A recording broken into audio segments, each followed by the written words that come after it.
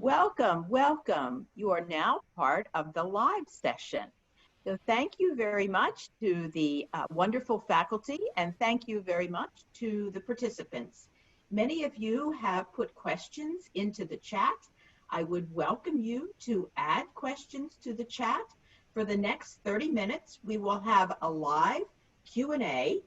So you are welcome to ask the faculty members questions that may have risen in your mind related to their presentations. I will read the questions and then call on a faculty member to respond. We will start with a question to Denny. This is really two questions.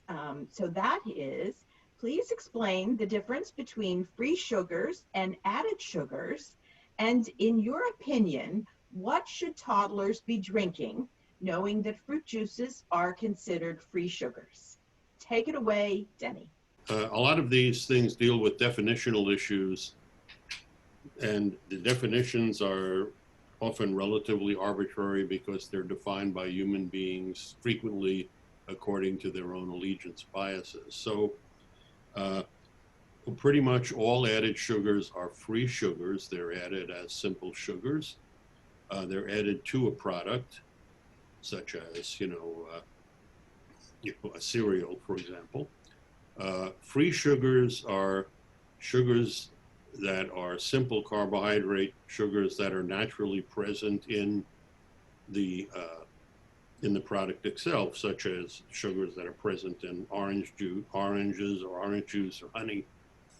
And I think first we need to remember that all sugars are absorbed as simple sugars. Doesn't matter how they start out because they all come into the body as simple sugars. The differences between complex carbohydrates and simple sugars deals with things like the time it takes to break them down, what the actions are with regard to gastrointestinal transit, etc. But in the end, the coin of the realm in metabolism are simple sugars. What was the second part of the question? The second part of the question, I think it just disappeared. It asked, what liquids should you be giving young children, recognizing that fruit juices have sugar? Well, the issue of fruit juices is a complicated one, and I believe that it's largely driven by, again, by people's allegiance biases. Historically, fruit juices were always considered healthy foods. And in fact, they are healthy in a lot of respects because many of them, for example, contain large amounts of vitamin C. Orange juice contains folate. There's, potassium in orange juice, things like this, flavonoids. So they have healthy substances. Whether or not you actually need to get them in that form, that's a different issue, but they've been traditionally considered healthy. And then because of the discussions around whether or not sugars themselves are healthful, committees had to come up with some solutions about fruit juices, and that's where we get to some degree to free sugars. And this is again, I think a relatively arbitrary business because the whole fruit is supposed to, well, it does contain fiber. The sugars are, in vacuoles in that fruit. And if you just cut an orange up and squeeze it, you get lots of sugar. Now, how that's somehow different than orange juice and why, it's okay to have it in the form of an orange, I, frankly have great difficulty understanding. And in fact, to my knowledge, there are zero data that support that. It's largely, to me, trying to find a committee compromise about we should let people eat whole fruits, but we don't want them to eat, sugars in a juice. There are, in theory, you need none of those things because the human body can make every sugar it needs, as I believe I said in my talk. And the issue then is, why do we need them? Well, for infants and toddlers, you have a brain that's growing at extraordinary rates using irreversibly oxidizing vast amounts of sugar. So you need to have enough carbon coming in to make glucose for the brain. That can come in as complex carbohydrates or as simple sugars.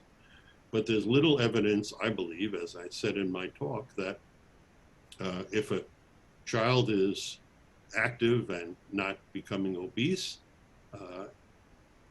there's very little reason to worry about the form and the amount of sugars that come in. In fact, no one asks how much olive oil is in the bottom of that pan that you're going to do a stir fry for that contains far more calories, if one is worried about obesity, than the sugars. Okay, thank you very much. The next question will go to Lorraine, and that is, how can you improve infant and toddler nutrition standards for third world countries? Thank you, Maureen. That's an excellent question, and I'm going to give you an answer that's exploratory, because in the United States, we're still trying to figure that out. For example, we have dietary guidelines in the United States that we've had since 1980, 40 years, and it'll only be 2020, this year, that the new dietary guidelines will come out with nutrition recommendations for 0 to 2-year-olds. So we've been at this for quite some time, and we've definitely made some progress, but we still have a ways to go.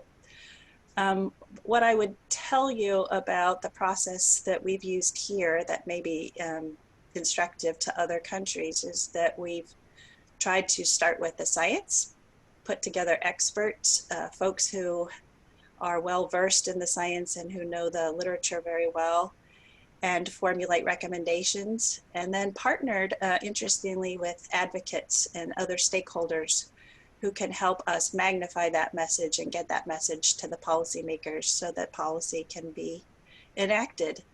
It's a long process. If you're thinking it'll happen overnight, you're probably being too optimistic. But over time, with a good deal of evidence and partnership, these kinds of things can happen. Terrific. Thank you very much.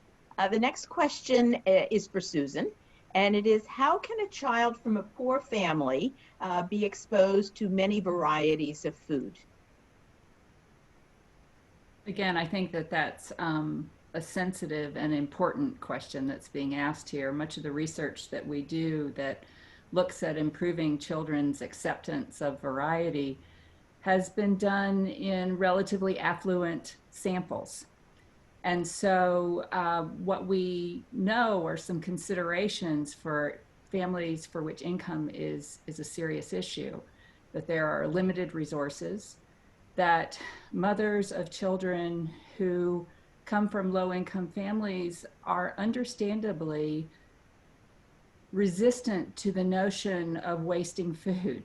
Food is scarce and has to be valued very highly. And so to go after this issue then of you still want adequate variety for that particular child, I think it's important to remember that kids eat in a number of different settings, at least in the United States, where arguably a quarter to a third to a half of our children consume foods in childcare settings. And so they get experience with variety there that they may not get at home. Another thing to prioritize for the family with limited resources is to focus on the foods that are particularly important for your family. What are the foods at the family table that are healthy, nutritious foods that you desire that your child eat, and make sure to include those early and often. And what I mean by early is somewhere around the 4 to 6 month period in a form that is good for those young infants to consume. And that early exposure, at least we think, based on the evidence that we have, will also improve acceptance of variety, irrespective of the resources of the family. Very, very nice. Thank you. Thank you. The next question is for Catherine, and that is there still an opportunity to influence food preference after the age of 1 year? Yeah, that's a great question. And I've had parents ask me that before. We focus so much on early exposure through breastfeeding, through complementary feeding, that sometimes we forget to talk about how important it is to continue to think about the types of foods that you're offering your children throughout childhood. And certainly you can continue to set a good example for your child by modeling healthy eating behavior throughout childhood yourself. So eating those healthy foods yourself, making them available to your children. So having lots of healthy food available in the home for children to snack on and to try and experiment with. Because we know that exposure to a variety of healthy foods throughout childhood is important. You know, one thing that parents are challenged by, of course, is the fact that children go through a stage in which they're hesitant to try new foods. And of course, this peaks between about 2 to 5 years of age, and it can be really problematic as you're trying to expose your children to new and healthy foods. And certainly what is needed during this time is a lot of patience and forcing children to try and to eat these healthy foods is going to backfire. So exposing children to these tastes, letting them experience small amounts of these different foods is an effective way of helping them to helping to familiarize them with these flavors and to learn to like them. Thank you. The next question is for Steve, and that is, do we need to use prebiotics and DHA to gain good thriving and well-being for our toddlers? There's relatively little research specifically related to prebiotic use in toddlers, as well as DHA. Most of the research was done with infants and infant formulas, so there's not a lot about toddlers that's been done. Certainly, prebiotics, non-absorbable oligosaccharides, can help the gut microbiota and can help the gut flora develop appropriately. And so it can be useful in some cases, but there's relatively little research. DHA has been relatively suggested to improve some forms of outcomes for children. Most of the studies were, again, with infants, with very little in toddlers. So I would say that right now we don't have a whole lot of evidence suggesting that these are really mandatory in the toddler age group. Thank you. The next question could go to several people. Maybe I'll ask Lorene to do this. What is the role of taste and texture of the food for a successful transition from breastfeeding to complementary feeding and to toddler feeding? Yeah, I'll start, and Catherine, probably you'll want to jump in. As Catherine explained, infants actually get exposed to flavors, not textures, but flavors very early on in utero. And certainly when they're breastfed or formula fed, they will be exposed to the flavors in the milk. So once they start complementary feeding, which, as Susan mentioned, is recommended at around 4 to 6 months, depending on the child's developmental readiness. And usually they're really good at telling you actually when they're ready for solid foods, because they will start to follow your spoon or fork as you're feeding yourself. They will start to open their mouth when they see you opening their mouth, and they'll start to try to grab and reach for food. At that time, as we've been talking during this session, some infants will be very open to different flavors and textures, and some will be more particular at the beginning. So you'd want to try to respond to the infant's cues. Go as fast or slow as they indicate they're ready for, and gradually introduce more and more variety, textures, and flavors into their diet. and be persistent. You know, we don't teach children how to sit at the table at one sitting. We don't teach children how to read in one sitting.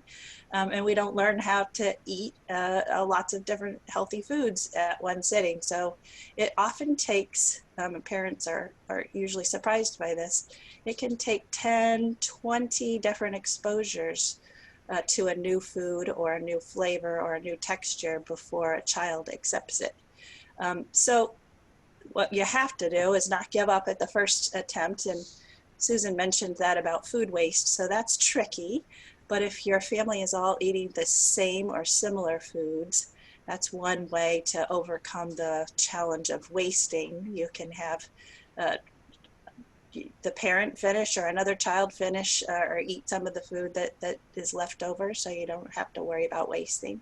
And again, it's the repeated exposure and the modeling. If a child sees you eating those foods, the other family members enjoying those foods, and you keep at it and keep exposing them to it, eventually over time they will learn to eat the foods that the whole family is enjoying. And I'll turn it over to Catherine and see if she wants to add anything. I think that was a great answer. I really have very little to add. Thank you. All right, thank you. The next question is for Susan.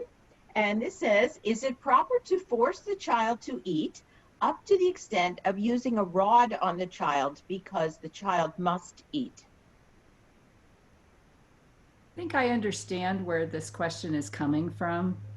There is incredible anxiety when children refuse to eat.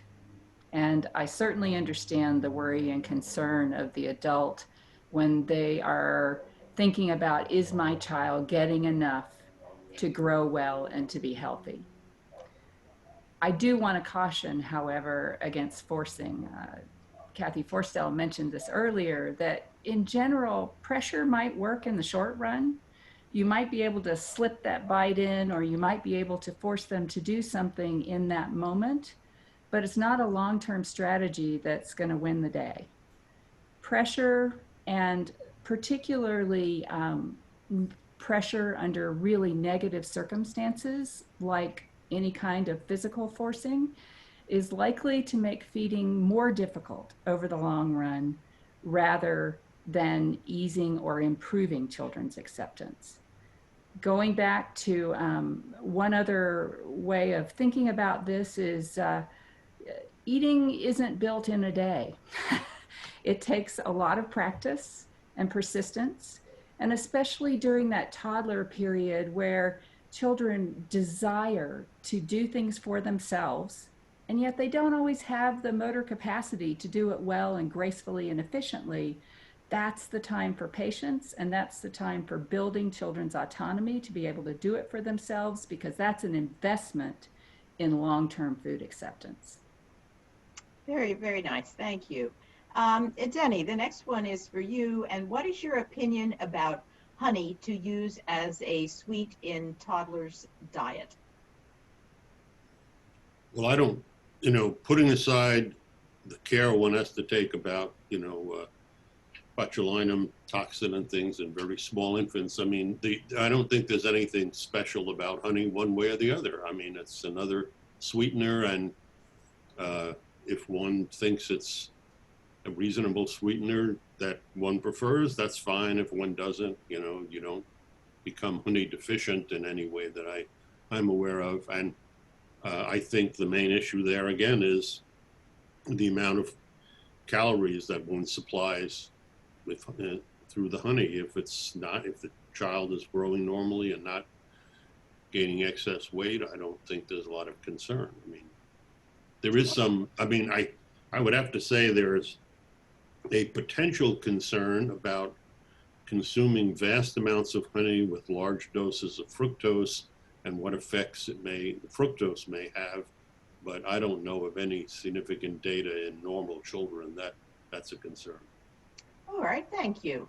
The next one is for Steve, and that is the RDA data show that the intake for most toddlers is sufficient. Why do we still have iron deficiency? Why is it fairly common in toddlers? This is a really interesting question.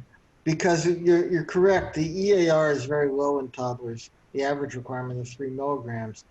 And that's based on an assumed bioavailability of iron of 18%. And that probably is an overestimate of the actual bioavailability of iron in the usual diet. Or framed differently, when the EAR was set up about 20 years ago, there was a difference in the distribution of iron intakes in both older children and toddlers. And now we've moved away from high bioavailable iron, such as is contained in meat sources and heme iron. And so, in fact, what we're probably seeing is that even though the EAR of 3 milligrams is being reached, many of the children have a diet in which they don't have high amounts of bioavailable iron, and therefore have the potential for iron deficiency. Okay, I have there's a general comment in the chat that says, this is an excellent session. So congratulations to all of the faculty members. Thank you.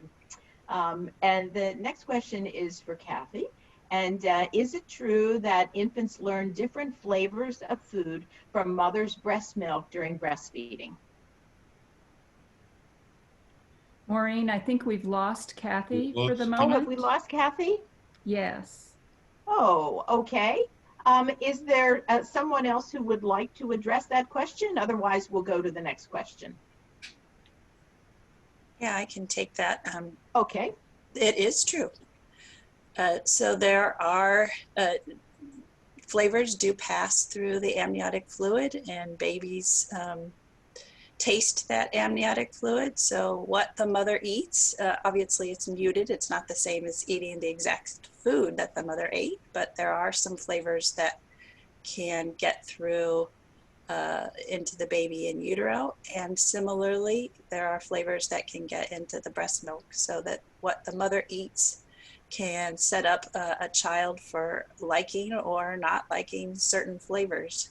I wanted to add something to what Susan said about forcing a child to eat, and in working with parents, this is something that comes up over and over again. When you look at the growth charts of kids, and you know they're actively growing, different than adults, they're meant to consume higher amounts of nutrients over time in order to supply not just the maintenance of their body, but the growth of that young body. When you look at those growth charts, it looks like kids sort of grow incrementally, day after day after day, in a kind of a regular pattern.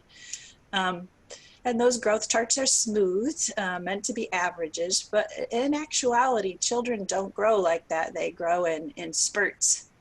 And so what is sometimes frustrating as a parent or a caregiver in childcare or schools is that you'll see a young child, especially, that's very hungry sometimes and very interested in eating, and other days they're eating, you know, like a bird. They hardly seems like they're eating. That can cause a lot of anxiety among caregivers, because you worry then that something's wrong. The child is sick.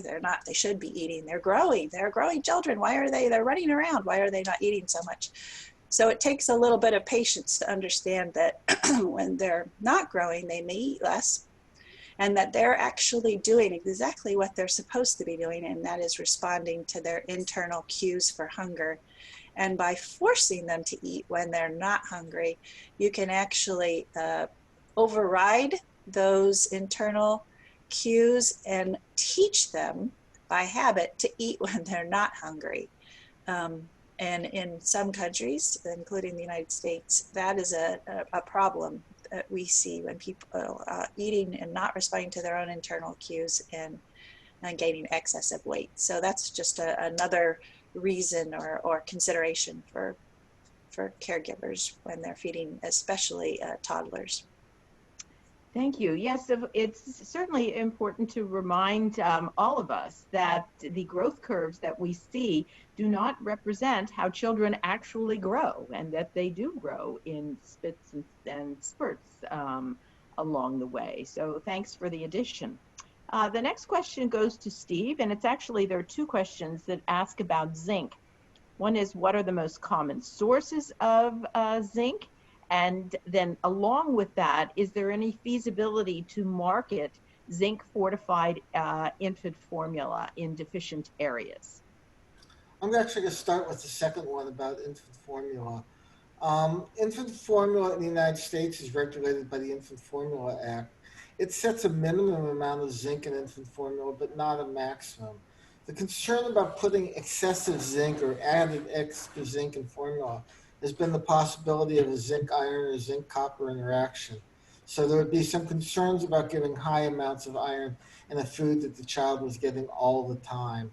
So I think that it's unlikely that you will see high amounts of zinc in formula. Infant formula does have more zinc in it than human milk, quite a bit more. But I think there'd be concern about a high zinc formula. With regard to sources of zinc in older children, that is those on solid foods, the traditional sources of zinc are those that are animal-based, that is red meat and chicken and fish, especially certain forms of shellfish have quite a bit. There's a reasonable amount of zinc that we get in many diets from fortified foods, from cereals and the like that have fortification. And then there are reasonable amounts that are contained in things like beans, nuts, and the like. So there's a variety of foods that do have zinc. Meat and animal products are probably the best source for those families that consume them. Okay, thank you. That's certainly very, very helpful. Denny, the next question goes to you, and it says, what do you think about sugar intake and the effects on the microbiota? Oh, I really don't know. I mean, the microbiota field consists of several thousand species of microbiota and about 100 experiments in a small number of people. One of my rules of clinical research is you have to have at least as many subjects as the number of variables, and I don't think we even come close here. And so I think, most of the data are intriguing. They're avenues for further research, and I think that we're going to learn a lot more about that over the next several decades, but there are no immediate answers to that question that I'm aware of, by the way. I mean, there are lots of suppositions. I'd like to just interject a few things about the line of questioning that has just been answered by Lorene and earlier by Catherine and others. Is, when we've now gotten several questions about taste and flavors and things like this, and this is an extraordinary important issue for pediatric nutrition, and a source, I think, of research careers for many of the people who are listening to this conversation, because the actual data are really slim. And several of us, if not all of us on this call, have at different times consulted with food companies, and I've consulted for very many different kinds of companies over my years, and they all do focus group studies on why people buy their products. And every single one, irrespective of what they're saying, number one is always taste. Always taste. Number two is price. And after that, it all falls off the edge of a cliff. We have virtually no idea about why a child who is fed basically the same set of flavors up to 6 months of age, suddenly at 1 year of age is eating everything. We have no clue about how that happens. We have all kinds of suppositions and great, historical, data and different kinds of cultures and things, but we really just don't know. Also, there was the discussion about how we grow in spurts, and one of the things that deals with eating is that we have to get out of the idea that a child needs to satisfy all of their requirements for the 40 some odd essential nutrients every day. That's just not how it works. So if one day they don't, or even a week, or even a month, they don't have much B12, it doesn't matter. Okay, other things you have to deal with more on a daily basis, but this 24-hour cycle stuff is kind of crazy. there was this earlier question about whether or not one can influence taste. And, you know, at 1 year of age, something like that, you know, tastes change all throughout childhood. Adults eat stuff that kids wouldn't touch. Okay, at least American kids wouldn't touch. Suddenly, they eat it. And even more importantly, we have an international audience here in which children in their own countries eat stuff that American kids wouldn't touch, but they eat them all over the place. We're dealing with the fundamental requirements of biology, which is if you don't have body mass, you don't exist at all. So we're talking about the drivers of maintaining mass, okay, energy, that go back as primitive as we have biological organisms. So these are extraordinarily preserved, redundant, and, you know, drives that, you know, are going to make sure that the child doesn't starve him or herself to death, except if there are children with CNS injuries and things like this where that's a concern. But other than that, it doesn't happen in the normal child. Right, thank you. I mean, you can see there are certainly global concerns on how we help our children consume nutritious foods and how we help them grow so that there is not too much and not too little. These are concerns regardless of where we live. So I think we have time for one more question, and maybe I will ask this one to Susan. Some families, some mothers reject nutritious complementary food on behalf of their babies based on their mother's perception of taste. How can this behavior be effectively changed?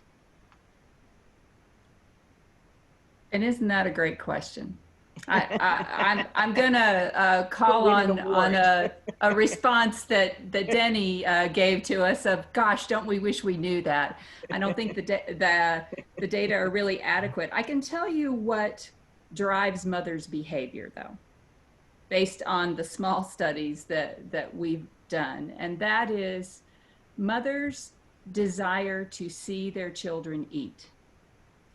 If the child eats whatever it is, irrespective of the mother's liking for it, they're going to continue to feed that because they want to see them eat. A second qualification in whether mothers will hang in there, and I think I mentioned this in my talk, is needing the child to like the food. And this is the one that I personally struggle with as a researcher. I'm not sure that an immediate like or dislike is what we ought to be going for. I think what the object is trying to gain experience with it so that children, it becomes a norm to them, something they're familiar with, and therefore something that they're willing to eat. And the willing to eat is the important part to mothers. So yes, there probably are maternal qualifications and perceptions that limit the set of food, but there are also cultural ones. There are foods that are more appropriate for certain cultures than for others. The end point of getting children to accept the foods is to persuade the caregiver that it's worth it to hang in there and to keep going, even if it doesn't work the first few times. And that is what I think we have to figure out how to do, is to give them a little faith and confidence that their child will learn and they will change their mind if they sufficiently persist. Thank you, thank you. I will add, we also discussed yesterday that children learn by what they see. They're wonderful imitators. And one of the ways that can be helpful to children is watching others eat similar foods and look as though they're enjoying it. So there are strategies that families can use that can promote eating, and it's making mealtimes pleasant and enabling children to see others who are enjoying it as well. So on that note, we've come to the end of the live session. Thank you so much to the phenomenal faculty who've answered these questions. And thank you so much to the participants who have filled the chat box with terrific questions. I will tell you that the questions that were not answered will be answered and will be available. So thank you very much for a fascinating session, and I will turn this back to Natalia. Thank you very much, Maureen, and all faculty for the fantastic session and great questions and answers. We still have more questions to answer than we have done in the almost 40 minutes. And dear participants, I would like to reassure you that faculty really is very committed to give you answers on all remaining questions after the workshop, and you will be able to find that on the Nestle Nutrition Institute website later. So just to summarize that what we did in the past 2.5, 3 hours, Maureen and faculty brought us through the science on advancing from infancy to toddlerhood through nutrition. There were 5 great presentations, which started with Lorraine's presentation, who told us all this transitional period from breastfeeding, complementary feeding to the toddlerhood. And examples Lorraine gave us based on the US experience, where 1/3 of the young children, toddlers, their licenses to the daily care. And this is a great settings where you can really understand what children eat, what is the intake, what and how they eat, and based on this to make a certain standards in recommendations, which definitely would help to balance adequate nutrition and help to set a right foundation. Then with Catherine Forrestal, she brought us to the taste world and odor world and flavor, which really it's a very fascinating world when from fetus who already has all the experience with different flavors, he coming to the infancy and baby, already with some predisposed relations to certain taste and flavors. And what is very important, and Susan took us after that, that parents, they have to understand and to be very patient with the younger and older infants and toddlers, because it's not that it's just, Susan mentioned, and not that we like or we dislike immediately something. We built our experience with food, and linking everything what has been said yesterday by Maureen, the example of right behavior and building eating behavior is extremely important as a foundation of a healthy eating habits for a long-term future. Then the last but not the least 2 presentations brought us to the micronutrients with Stephen. And so I think it's very clear that the world is unequal regarding the intake of the micronutrients. And the intake by this population level, we are talking about the older infants and toddlers, is really not adequate for a level of least of the micronutrients and the vitamins, and especially attention to vitamin D, which looks like it's uniformly deficient in the world in this population for different reasons. Therefore, depending on the countries and the governmental practices, it should be the right strategy how to compensate, how to supplement or fortify these nutrients, micronutrients and vitamins which are not necessary. And probably the biggest number of questions came to Dennis. He didn't have time to answer that because topic he discussed, it's a sugar. It's a top topic in the mind of a lot of people in the world, probably independently on the age. And what I like in this position, and I do believe there are a lot of pediatricians who are listening these presentations, that it's true. Sugar is not good, sugar is not bad. It has to be, as the other macronutrients, consumed in the amount which is necessary according to the requirement. And this, I think, is the key message which Dennis brought to us. And definitely more to come when Dennis will reply on these questions. And with this, I really appreciate, again, all your efforts. I appreciate all participants who came today. There were many participants asking questions. There were many participants watching presentations. And I invite all of you to join us tomorrow for the 3rd day of the workshop, and where we are going to talk about the brain developing and behavior and nutrition. Thank you very much, and have a good time of the day, wherever you are in the world. Thank you. Thanks. Great. Thanks. Bye-bye.